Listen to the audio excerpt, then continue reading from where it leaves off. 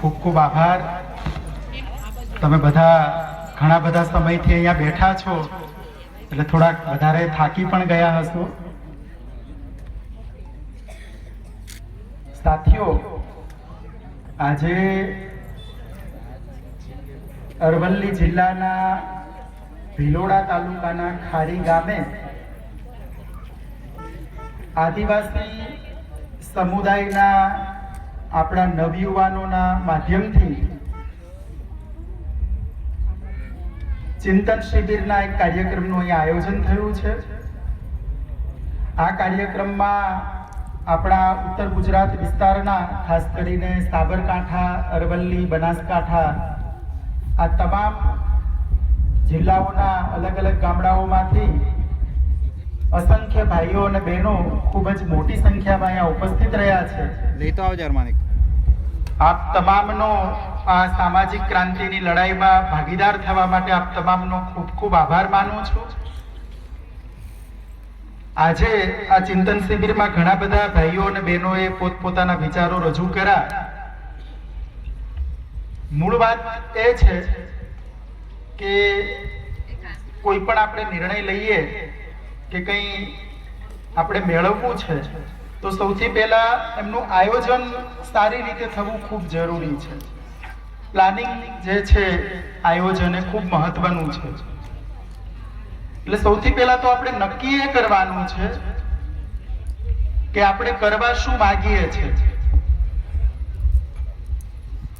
મેં તો આખા ભારતમાં કેટલા બધા કાર્યક્રમોમાં હું હાજર રહ્યો છું, બહુ બધા લોકોને સાંભળ્યા અને મારી બુદ્ધિ પ્રમાણે એનું વિશ્લેષણ પણ કર્યું. એકની એક વાત સ્ટેજ ઉપરથી સતત ને સતત રિપીટ થયા કરે.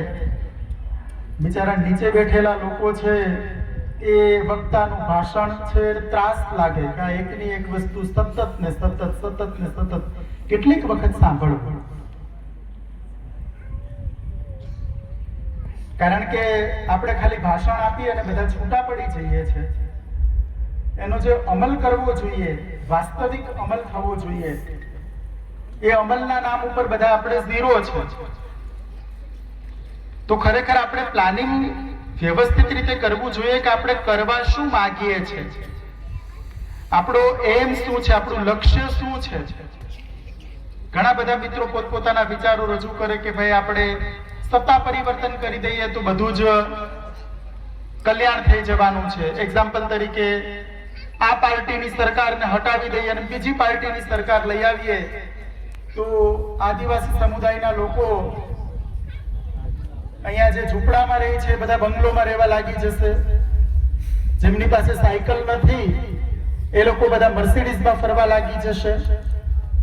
જે લોકો મજૂરી કરે છે એ બધા લોકો છે એ હેલિકોપ્ટરમાં ફરવા લાગી જશે. સત્તા પરિવર્તન જે છે એ વિકલ્પ નથી. ભારતના આઝાદીના 78 વર્ષ પૂર્ણ થયા. લગભગ 8 દાયકા સુધીનો સમય થયો ભારત આઝાદ થયું. આદિવાસી સમુદાયની પરિસ્થિતિમાં જે ઠોસ સુધાર આવવો જોઈએ, માંડ 2-5% સુધારો આવ્યો છે, પણ હજુ 95% આદિવાસી સમુદાયના લોકોની પરિસ્થિતિ એમની એમ જ છે. તો એનું કારણ શું છે? આ 95% લોકોની પરિસ્થિતિમાં હજુ સુધી કોઈ બદલાવ નથી આવ્યો.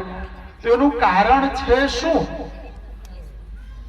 એના વિશે આપણે વિચારવાની જરૂર છે. કેટલી બધી સરકારો બદલી ને 80 વર્ષ દરમિયાન કેટલા બધા લોકો સત્તા ઉપર આવ્યા. કાનોભાઈ ગયો તો રામોભાઈ આવ્યો, ને રામોભાઈ ગયો તો પેથોભાઈ આવ્યો, એના પછી બીજો ભાઈ આવ્યો.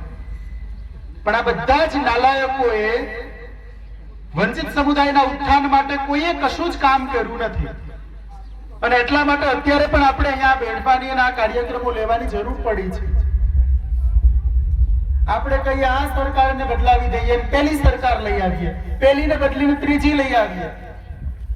આ તો એવું થયું કે નહીં પેલો નાગ છે ને એ નથી બરાબર, કાળોતરું બરાબર છે. તો પછી બીજો માણસ કે નહીં કાળોતરું છે એ પણ નથી બરાબર, આપણે પેલો ફુરસા છે ને એ લઈ આવીએ. તો કીધું કે નહીં ખડચિત્તળ બરાબર છે. આ બધા ઝેરી છે. બધા જ તમને મારી નાખવા માટે તૈયાર છે. આપણે કીધું નહીં, ભારતીય જનતા પાર્ટી બરાબર નથી, આપણે ભારતીય રાષ્ટ્રીય કોંગ્રેસને લઈ આવીએ, આમ આદમી પાર્ટીને લઈ આવીએ. હું તો કોઈ રાજનૈતિક પાર્ટીમાં નથી, પણ હું આપને તમામને સ્પષ્ટ કહેવા માંગુ છું કે આ બધા જ એક જ છે. તમે આ સમજવાનું જે છે ને એ ઘણું બધું ડિટેલમાં સમજવાનું છે. આપણે લાગે આ લોકો નાલાયકો છે, આ બધા એક જ છે. ખાલી બધા લોકોએ કપડા અલગ અલગ કલરના પહેર્યા છે. તમામ લોકોને આપણે અજમાવી લીધા. 80 વર્ષમાં તમામ લોકોને અજમાવી લીધા. એક પણ માણસ બાકી નથી રહ્યું કે જેમને અજમાવવાનું બાકી છે. એક પાર્ટી મને કહો કે અજમાવવાની બાકી છે. બધા લોકોને આપણે અજમાવી લીધા. શું પરિસ્થિતિ થઈ? આમ દિલ ઉપર હાથ રાખીને કહો,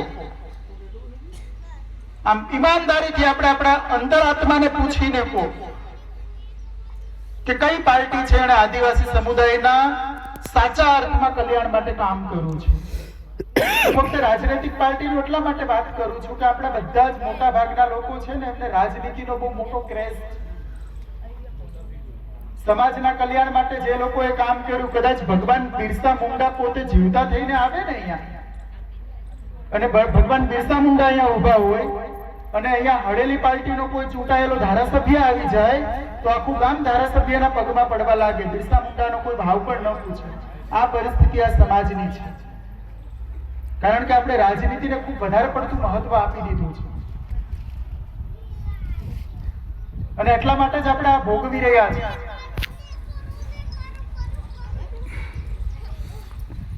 આદિવાસી સમુદાયનું સાચું ઉત્થાન જે છે, આપણા બાળકોને સારું શિક્ષણ અપાવીએ, આપણે એમને સમાજના અધિકારો માટે લડતા શીખવીએ, અન્યાય સામે એમને અવાજ ઉઠાવતા કેવી રીતે શીખવવું, એના માટે આપણે કામ કરવાનું છે.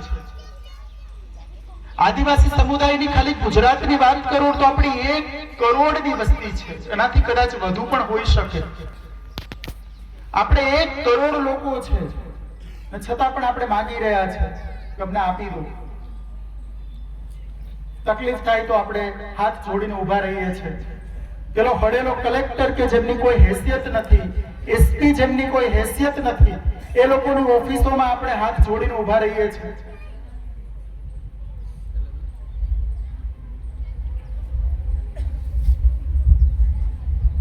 આ બાબતે આપણે સમજવાની જરૂર છે કે કેમ આપણે હાથ જોડવા પડી રહ્યા છે. આપણે તો માલિક છે ભાઈ, એ તો પબ્લિક સર્વન્ટ છે, લોકોના નોકર છે, આપણે માલિક છે.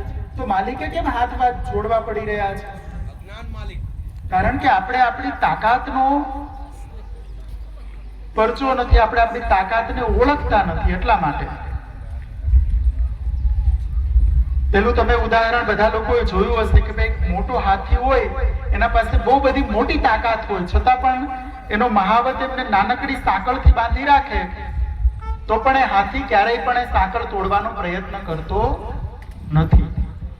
એમ આપણો સમાજ અને આપણે પોતે આટલા શક્તિશાળી છે, મજબૂત છે, પણ આપણે માનસિક રીતે નક્કી કરી લીધું કે મારાથી આ વ્યવસ્થા બદલી શકે નહીં.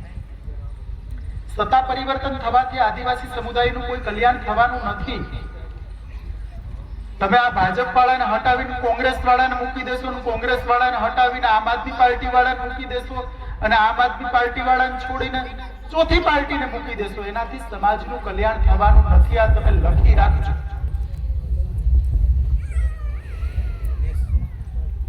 ઘણા બધા વર્ષો સુધી કોંગ્રેસની સરકારે આપણા બાપ દાદાઓએ જોઈ, અહીંયા બધા બેઠા છે એમાંથી ઘણાએ જોયું. આ ભાજપનો ત્રાસ આપણે સહન કરી રહ્યા છે અને આમ આદમી પાર્ટીઓની પણ સરકાર અમુક રાજ્યોમાં છે, ત્યાં આપણે જોયું ને એવી બીજી પાર્ટીઓ પણ છે. કોઈ રાજનૈતિક પાર્ટીઓની કોઈ પર્ટિક્યુલર સો એન્ડ સો પાર્ટીની વાત નથી. વાત એ છે કે સત્તા પરિવર્તન એ આપણો કાયમી લક્ષ્ય હશે તો ક્યારેય પણ સમાજનું કલ્યાણ થવાનું નથી, ખાલી માણસો બદલાવાના છે. આ તો આપણે એ લડી રહ્યા છે કે ભાઈ મને આ લાકડીથી માર્યું તો આપણે લાકડી જોડે લડી રહ્યા છે. પણ લાકડી કોના હાથમાં છે એ તો જો તમે લોકો યાર. જેના હાથમાં છે હાથને જ આપણે તોડી નાખીએ તો લાકડી બદલવાની વાત જ નથી. એટલે આ દેશની વ્યવસ્થા જે છે એને બદલવા માટેનું કામ કરવાનું છે આપણે. એના માટે સત્તા પરિવર્તન તો છે જ, પણ સાથે સાથે વ્યવસ્થા પરિવર્તન પણ ખૂબ જરૂરી છે. આ દેશની વિધાયિકા જે છે એમાં તો પરિવર્તન લાવવાનું છે, સાથે સાથે ન્યાયપાલિકા છે, કાર્યપાલિકા છે, મીડિયા છે, ઉદ્યોગો છે, આ તમામ બાબતોની અંદર આદિવાસી સમુદાયનું પ્રતિનિધિત્વ જ્યારે એમના વસ્તીના પ્રમાણમાં સુનિશ્ચિત થાય તો સમાજનું કલ્યાણ થઈ શકે.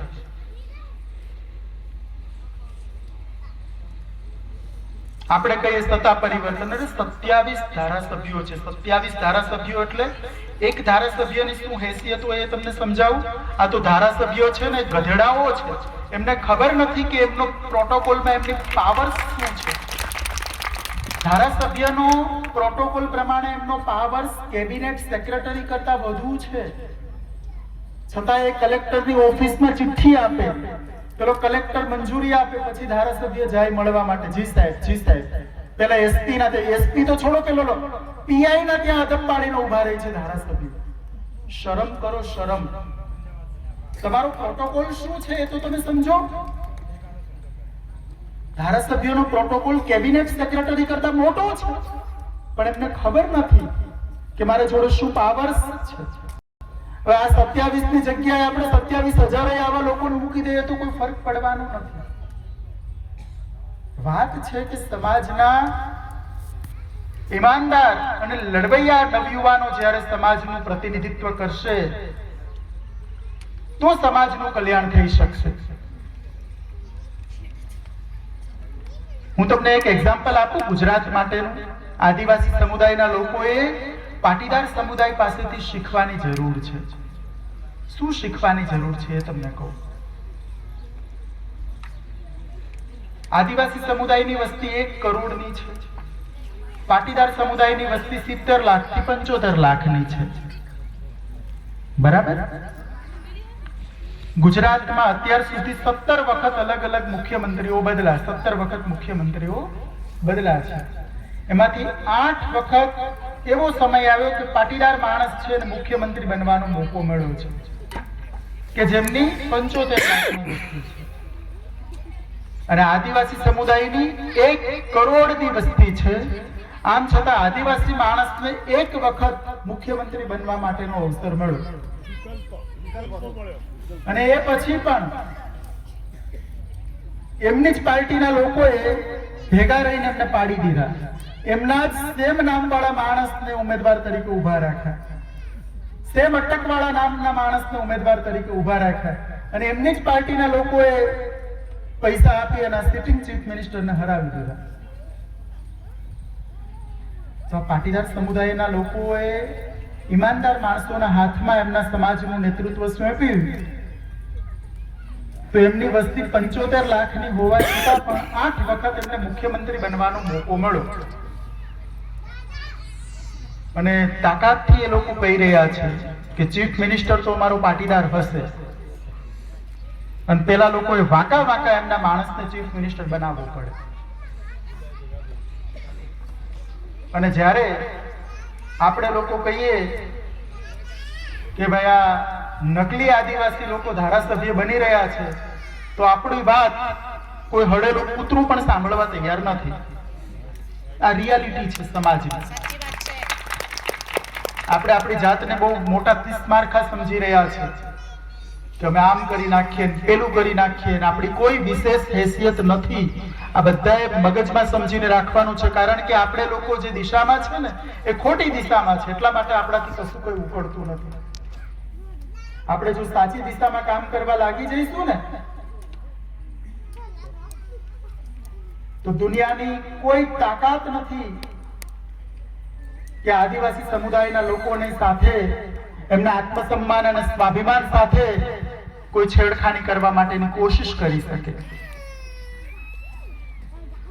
અત્યારે ગુજરાતના મંત્રીમંડળમાં જોઈએ તો જેમની 75 લાખની વસ્તી છે એમના 4 મંત્રી છે અને જેમની 1 કરોડની વસ્તી છે એ લોકોને વન અને પર્યાવરણ વિભાગ માટે રાખ્યા છે 13માં. એવા 2 લોકોને આપ્યું છે એમનું વિભાગ. કારણ કે વન અને પર્યાવરણ સિવાય તો એ લોકોને એ વિચારી રહ્યા છે કે જે શાસક વર્ગના લોકો છે વિચારે છે કે આદિવાસી લોકો જે છે એ લોકો જે છે એ નાણામંત્રી ન બની શકે, એ ગૃહમંત્રી ન બની શકે. એ વન અને પર્યાવરણ માટે બરાબર છે, ટ્રાઇબલ કમ્યુનિટીના વિકાસ માટે બરાબર છે. એટલે આપણે આ બધી બાબતોને ચિંતન કરવાની જરૂર છે. વિધાયિકાની અંદર આપણું પ્રતિનિધિત્વ આ તો બાબા સાહેબ આંબેડકર અને જયપાલસિંહ મુંડાનો આભાર માનવો જોઈએ. બાબા સાહેબ આંબેડકર અને જયપાલસિંહ મુંડાનો આભાર માનવો જોઈએ કે એમણે રાજનીતિમાં અનામતની વ્યવસ્થા કરી. બાકી આપણા ચૂંટાયેલા ધારાસભ્યો અને સાંસદો જે છે, મંત્રીઓ છે, એમને વિધાનસભા અને સંસદમાં કોઈ ઝાડુ મારવા પણ રાખે એમ નથી. એમની કોઈ વિશેષ હેસિયત નથી. એમને ઝાડુ મારવા રાખે એમ નથી. આ તો રિઝર્વેશનની વ્યવસ્થા છે ને એટલા માટે. એ બાબા સાહેબ આંબેડકર અને જયપાલસિંહ મુંડાનો એમને આભાર માનવો જોઈએ. પણ આ નાલાયકો એમનો આભાર માનવાના બદલે એમના માલિકોના પગ ચાટી રહ્યા છે, ગુલામી કરી રહ્યા છે. ગુલામીમાં પણ વિશેષ ગુલામી કરે એ લોકોને સારું પદ મળે.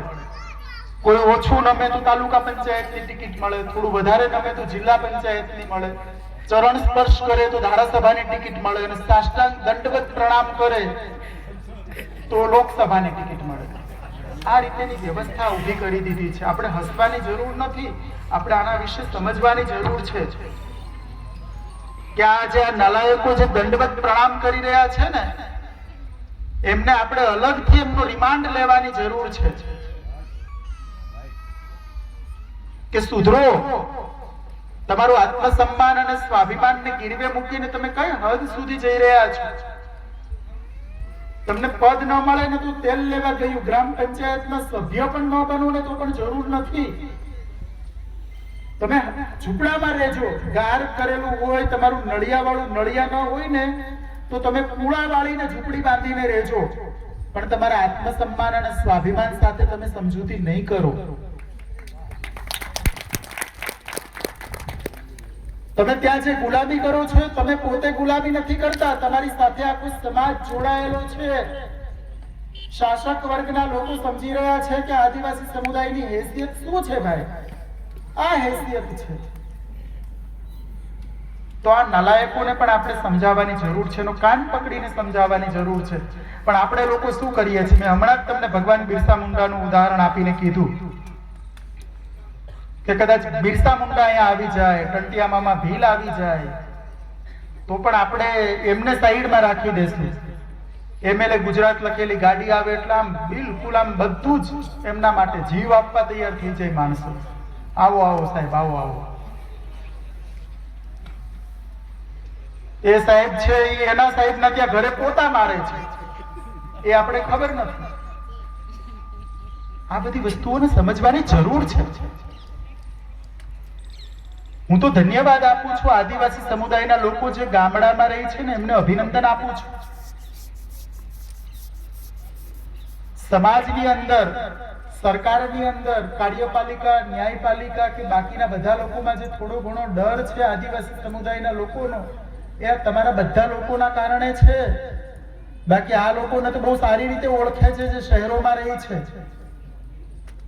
આ સમાજ માટે જે લડવા વાળો વર્ગ છે ને, એ અભણ લોકો છે, મજૂર લોકો છે, જે ગામડામાં રહે છે એ લોકો છે, અને મોજ મજા કરે છે પેલા સિટીમાં રહેવા વાળા લોકો, ચાપલુસી કરવા વાળા લોકો. આ રિયાલિટી છે અને આપણે સમજવાની જરૂર છે. સ્વાભિમાન અને આત્મસન્માન નથી જે માણસનું, એ માણસને માન સન્માન આપવાનું આપણે બંધ કરી દો. જે માણસ પોતાની જાતને માન નથી આપતો, યાર તમે એને શું કામ માન આપો છો? એને પોતાનું તો સ્વાભિમાન હોવું જોઈએ કે નહીં? પણ આપણે આ બાબતને સમજવાની ખાસ જરૂર છે. આપણે લડી રહ્યા છે, મહેનત કરી રહ્યા છે, પણ એ મહેનતનું પરિણામ આપણે મળતું નથી, કારણ કે આપણી જે દિશા છે ને થોડી બદલવાની જરૂર છે.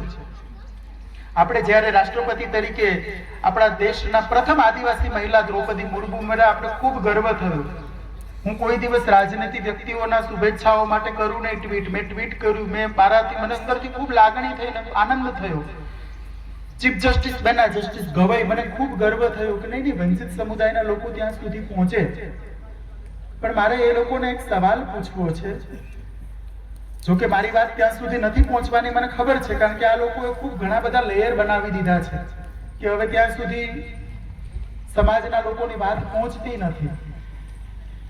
રાષ્ટ્રપતિ મુર્મુ છે, એમને પણ ઘણો બધો સમય થયો કાર્યકાળમાં. ચીફ જસ્ટિસ ગવાઈને પણ ઘણો બધો સમય થયો. ભારતમાં જજોની નિમણૂક જે છે ને, સુપ્રીમ કોર્ટ અને હાઈકોર્ટના જજોની નિમણૂક, એના માટેની કોલેજિયમ પ્રણાલી છે.